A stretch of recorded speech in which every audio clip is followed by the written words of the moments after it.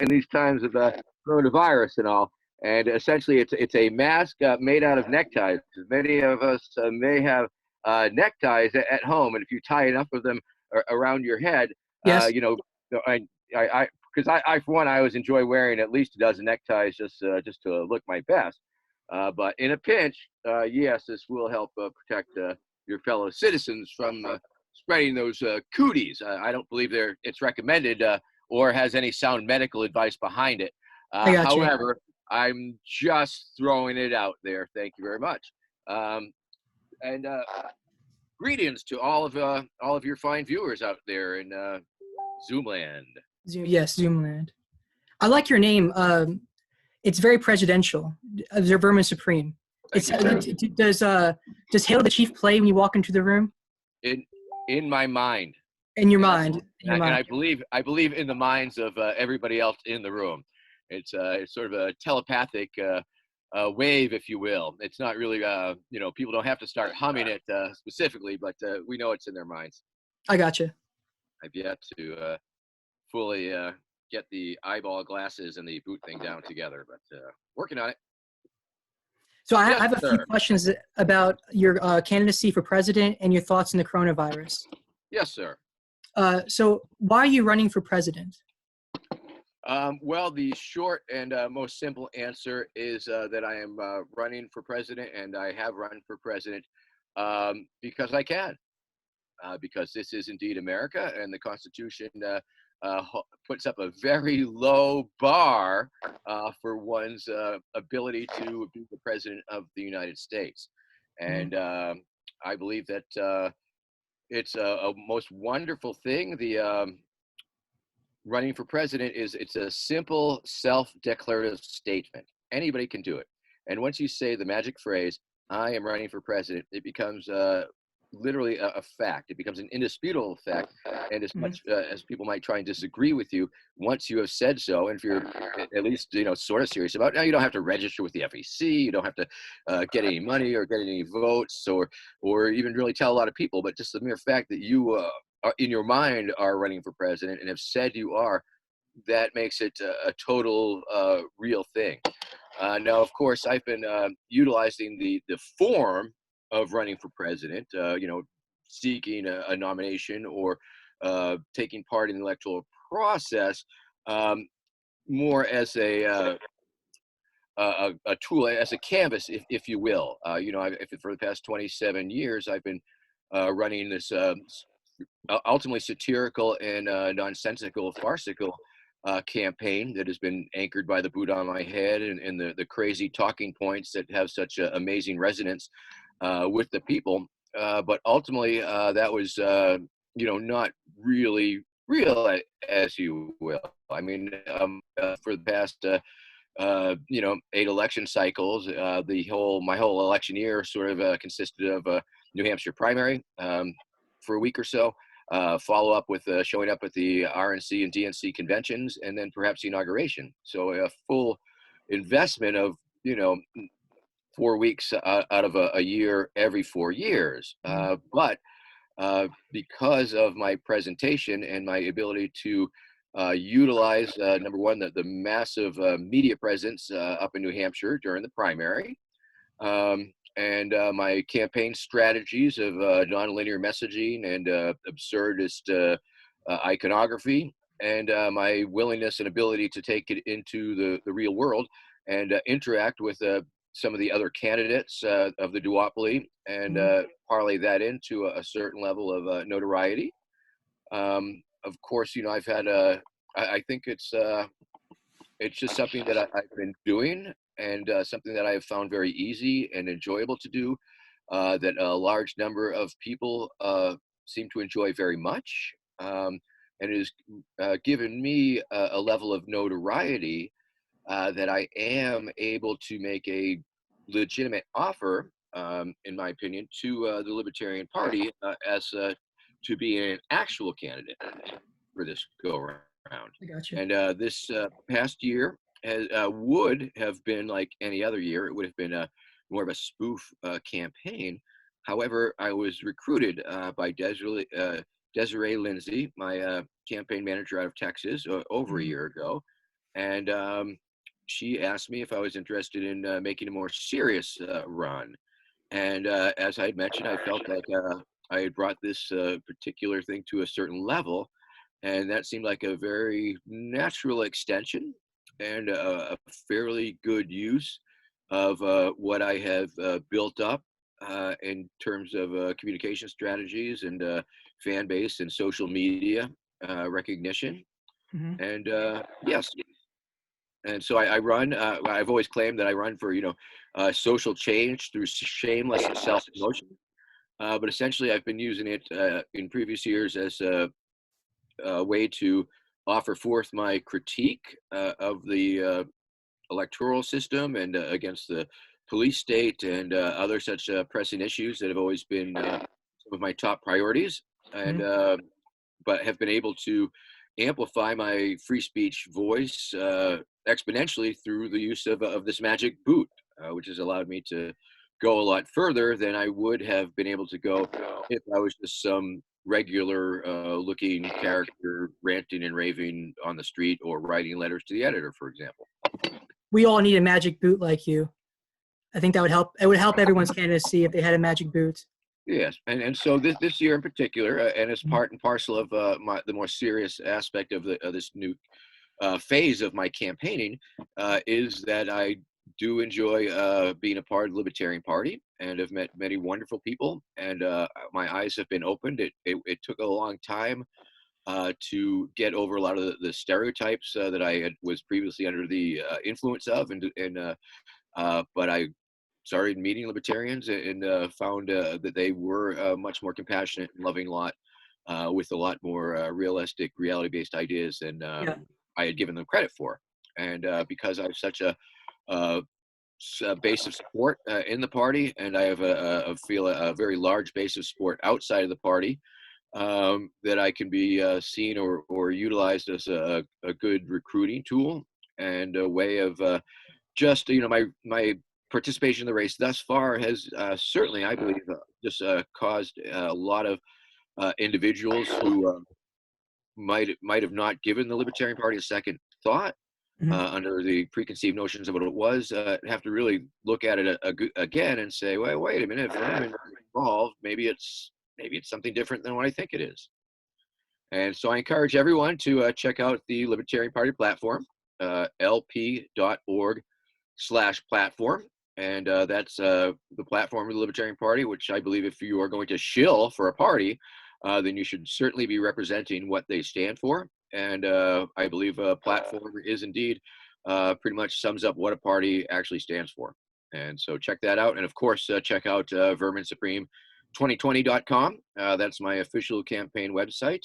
And it has the more fanciful public policy positions, a little different from the platform, but they include such biting satire as the creation of fun-centration camps along the border Mhm. for a place to lock up the kids and their families with exciting pastimes such as water slides and other amusements. So it'll be like Disneyland behind barbed wire that you can never leave, for example. And so I'm still utilizing, the power of humor Yes. to ultimately enlighten and uh, poke holes and make fun of the duopoly and the system in general. Thank you for your answer. Uh, do you think elected officials are taking too seriously? Do you think that your average voter is just as smart as your politician? Well, yes and no. I mean, of course, it depends on the politician. It depends on the purpose that they're involved in politics. I don't. There are some very smart and some very rich people representing us in the upper levels of the federal government, of course. Um, but could a person who was intelligent enough to understand the implications of various policies presented, um, I suspect that a person who was willing to put in the work to become informed and understand what's going on and have a good grasp of what is ultimately best for their constituents, citizen slash politician, I believe, is preferable to professional politician. Of course, there's the arguments of, uh, I mean, it takes a certain time to get up to speed. It takes a certain amount of time or terms in order to make the connections and rise up through the ranks and things. But um, I believe that if a person was surrounding themselves with the right advisors, of course, that's. I mean, I'm not up on a lot of things. I don't know. There's a lot that I don't know about. And when asked my opinion on various subjects, yes, I can try and bring it back to the platform as best I can where it's covered. But in terms of actual public policy, there are things that we haven't considered or haven't looked into. And it's the Herman Cain defense essentially. When Okay. Mhm. Herman Cain responded, "Well, I'm going to surround myself with a lot of very smart people, and then they will Yeah. give me their opinions, and I will synthesize that information and make a very informed opinion based on the factual and hopefully not politically tainted information that is presented." Mhm. So it does certainly require um, a good, solid sense of what's going on and context and all of those things. I'm not sure that everybody is possessed of all those qualities. But if I found somebody who uh, was able to articulate things and seemed to have a good solid grasp, I could see it. What's to stop them? Okay. And of course, fact of the matter is, you've done work. I got you. Okay. As a libertarian, do you believe that all drugs should be legalized? That is indeed in our platform, pretty specifically, and it's covered under a couple different points. One is the bodily autonomy part, where it clearly states that we respect you as an individual to be willing and knowledgeable enough with your own self to know what you should ingest, and responsible enough to understand the consequences. Um, so ultimately, yes, and of course, the war on drugs. We are four square for ending the war on drugs. Yes, and I believe that would certainly include legalizing or decriminalizing all drugs on the. Well, I mean, the practical model would be looking at Portugal, where they have done exactly that, and the rates of addiction have gone down and held steady, and education and treatment takes place of the prohibition, law enforcement, Mhm. and incarceration portion of the program. Obviously, it is morally, I believe, the correct thing to do, locking people up and depriving them of their liberty and freedom for ingesting a plant or possessing a plant, or even something, a harder drug that I don't personally approve of, that I believe has negative effects. I believe that is ultimately up to an individual to decide. Mhm. And I fully agree with that particular platform plank. It's one with which, of course, um, I have agreed before even looking at the Libertarian Party platform. So in many of these instances, many of my beliefs were affirmed in this particular political party. I got you. Um, what is your response to people who say that third parties take away votes from other major candidates, the other major party candidates, such as in the case of Ross Perot costing President Bush the election and Ralph Nader costing Al Gore the election, 2000 election? Well, I personally, for one, do not buy into the notion of a spoiler candidate. Um, I personally believe that a person has that right to vote for whom they wish, for the candidate they believe is the best candidate. I mean, how can you claim to be for democracy when you will denigrate somebody for voting for their heart, or under their best judgment? Mhm. I believe that's a condescending look at people who decide to vote for third parties. Every vote is an earned vote, and I have certainly, one of my selling points as a candidate with the LP is that people in my staff and within my bubble believe that I am the most likely candidate currently in the race to be able to get to 5% of the general election. Now, that is uh, could be perceived as enough to tip an election, but I fully believe that is incumbent upon the duopolies who have vast resources and have all the rules and and power running the elections. If they can't make up a 5% difference, I think that is totally on them.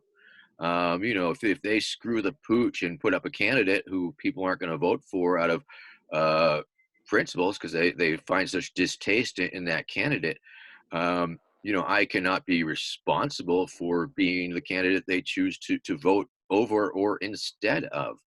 I believe that people are just sick and tired of being, fed the line or just in the paradigm where where they're voting for the lesser evil. And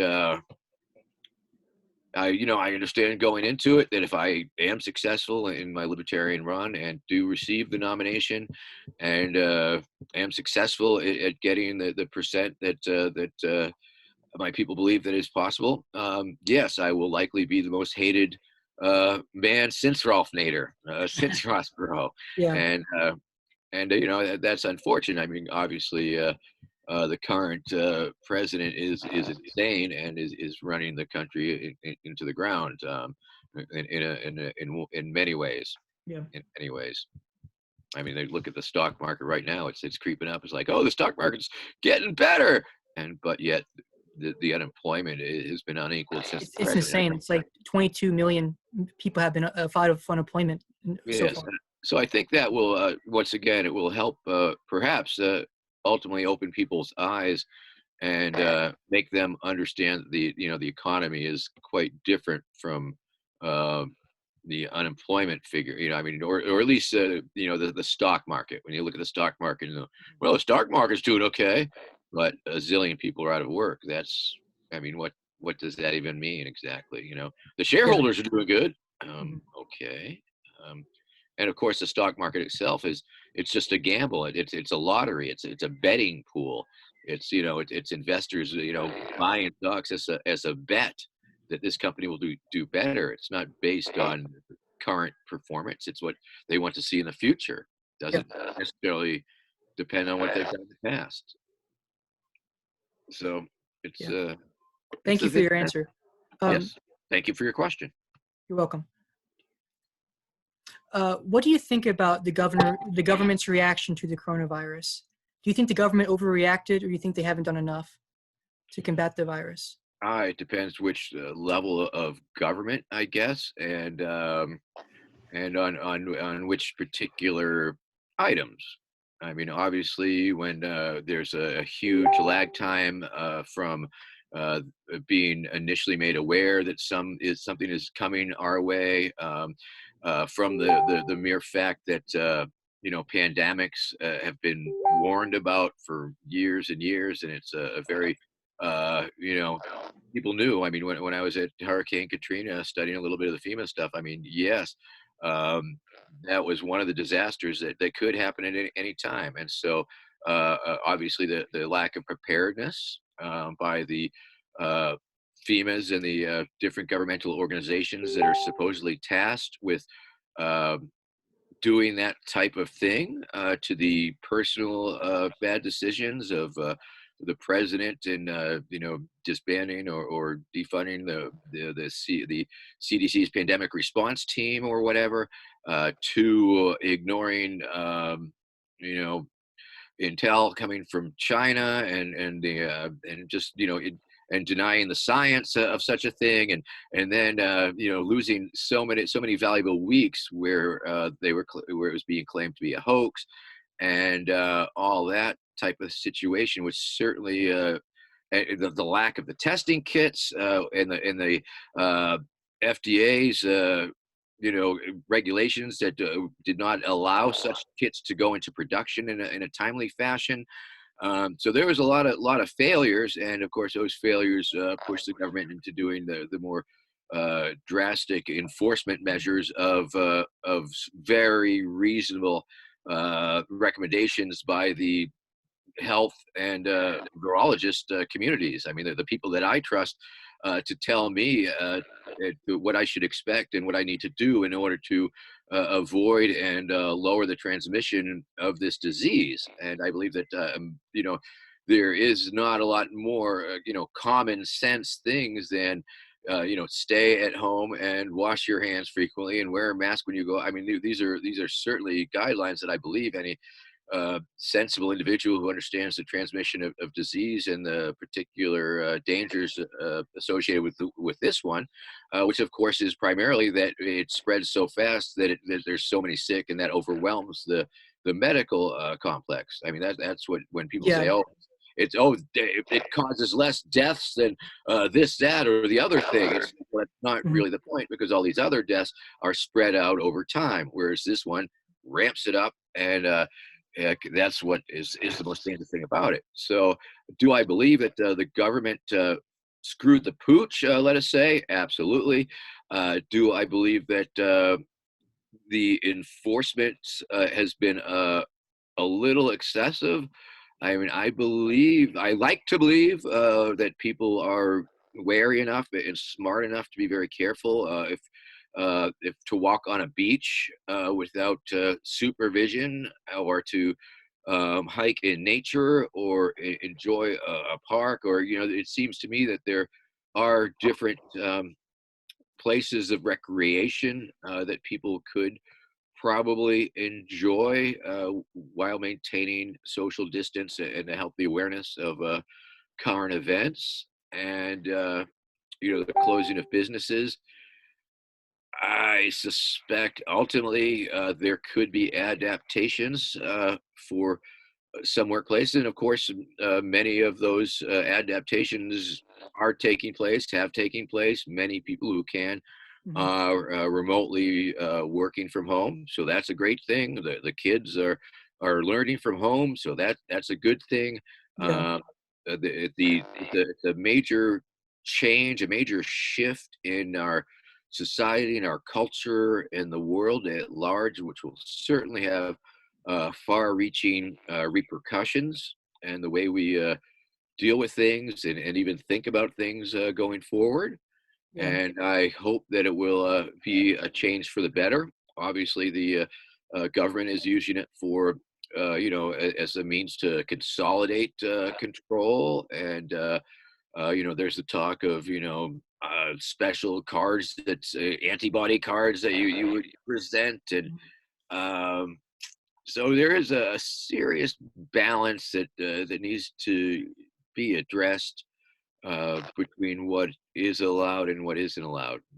Fully understanding that medical emergencies and at various times civil liberties, you know, get get a little tweaked, and Yeah. of course our civil liberties on a day-to-day basis are trampled pretty regularly, quite frankly. And this is just sort of upping the ante. And of course, there are a lot of stupid people out there who Mhm. do seem to believe that they can rub shoulders with all sorts of random people and not be at risk. And that in itself is troubling and concerning. And we have to, it would, in an ideal, in a perfect world, once again, that I think I, as an anarchist, and I, as a libertarian, look forward to and present, it certainly requires that level of self responsibility, self awareness, and also knowing that you can't be spreading your cooties to vulnerable populations Yeah. and the like. I wonder how Yeah, long it's going to take to get back to normal, because it's going to be, I mean, for us, like, how long will it take for us to go to concert venues, for example, or to go to political rallies? So that could take. People are saying that might take a year for that and to. conceivably, I Yeah. suppose it could. Once again, I want to trust the scientists' consensus, their best recommendations, and those of the medical community. And I want to take that. Of course, we also have to take into account the tremendous amount of suffering that is going to be in a slow roll. That Yeah. people will be between a rock and a hard place, and we need to figure out ways to directly help um, the people as best we can. Now, as a libertarian, I think it should be non-governmental, but there's also an argument to be made that it's all a massive tax rebate scheme. So I guess there is that argument that it is simply returning people's money that has been taken from them for quite a while. And I personally, I like the idea of the jubilees, the forgiveness of debt. I believe that some debts are arguably um, not real or illegitimate debts. Perhaps the government, as an entity, has no business being a creditor, and I think there's arguments that could be made to that effect, and that would render a lot of the student debt, if it were to be considered illegitimate, it could be forgiven, perhaps. As much as we all like upholding contracts and contractual agreements and that type of thing. Especially because Um, the college is being online now, because it's costing less money. I mean, these students paid for it to go to college on campus. So I mean, I yeah, feel like most colleges have been giving out refunds for that. So absolutely. So that's an exceptionally positive development. It might not be for the brick and mortar colleges. They might have to readdress their models, but ultimately, as far as from a purely obtaining information and education, it is definitely it could be the wave of the future, as could the telecommuting, as could be homeschooling. It does call into question the need for many of these institutions as we have understood them. I'm ultimately, things have been very different in the past. They'll be very different in the future. And I believe it's a mistake for people to always assume simply because we're in the present that it's the way that things have always been and always will be. And so it always pays to really look for the lessons of the past, a more deindustrialized, um, yeah, uh, decentralized world when we had stronger families, stronger communities, when when everybody pitched in 10% of their income willingly to the church, who funded charity hospitals, for one example. in some ways Uh, that was a better time than what we're living in now. That yeah, yeah, but that was a good answer. I like what you said. So here's my last question for you. What are your opinion? What are your opinions on the two major presidential candidates, President Trump and former Vice President Joe Biden? um, well, although I seldom like to speak ill of my worthy opponents, uh, because they are, in fact, actual real life politician, and of course, I do so potential at the potential ire of their supporters.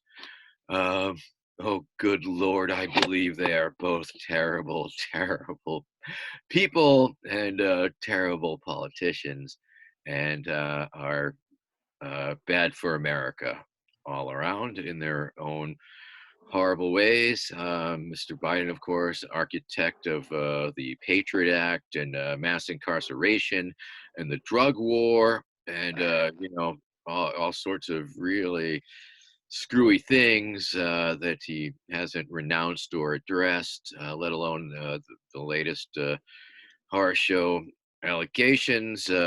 Trump unfit for the presidency. Oh, great! I mean, sure, he's somehow he's managed to uh, get a bunch of people to work, and I wouldn't say that that's a bad thing, and there are positive things, but at what risk to the country in terms of the division that he as a human has uh, taken delight in, and the terrible polarization that has occurred as a result, and the resurgence of blatantly terrible people embracing their terribleness and waving it in the face of polite society like a badge of honor. Um, yeah, I think both politicians, Trump, newly minted politician, but he was always a scummy real estate developer. Let's be real. Um, are bad for America, and I am good for America. Once again, my opponents stand for all that is bad, and I stand for all that is good. Oh no, I'm slipping into a character a little bit. Look out! Because I know a lot of people tune in because they want to see Vermin be a little wacky and Yeah. Vermin be Vermin and Vermin say silly things and all that stuff. And it's unfortunately this there's a lot of pressure currently to be the serious candidate and to be a more serious person and present more serious solutions and analysis, which is unfortunate because I think we can all agree that wacky Vermin is a lot more fun. But ultimately, if I am indeed nominated and the nominee, I will be mixing a lot more humor in. I believe if you watch any of the policy debates that the Libertarian Party has had over the past year and a half, which have been a very interesting development for me as a person, as a communicator, because they have really forced me into this new way of presenting things in a more serious fashion. But generally, I was answering any question with a really solid quip, Mhm. and then pivoting it back to more real world. And I apologize for not having more quips for you this evening. Thank you for your Ponies for interview. everybody! Thank you for the interview. I really appreciate it. Thank you for your answers, Vermin. And stay safe. And I look forward to writing an article about you in the California News and Views. Well, thank you very much. I did fairly well in the California primary. I think on the Libertarian ticket, I believe I was third, I think, or tied for second, maybe. I can't even remember. Do you know? I don't know. I Oh, should look that up. you're the journalist. You should know that. Yeah. Well, I know you won New Hampshire and you won Massachusetts. I know that. Yes, yes, and I came in. I believe I'm going to say I was tied for second in California, Okay. which is not too shabby. This election Yeah. has put me on more ballots than previous ones, and I believe that I am a force to be contended with. And You I definitely think, made the party more interesting with your humor. You really have. yes, absolutely. I mean, it's been a lot of fun, and I totally believe in the power of humor as a transformative and healing force.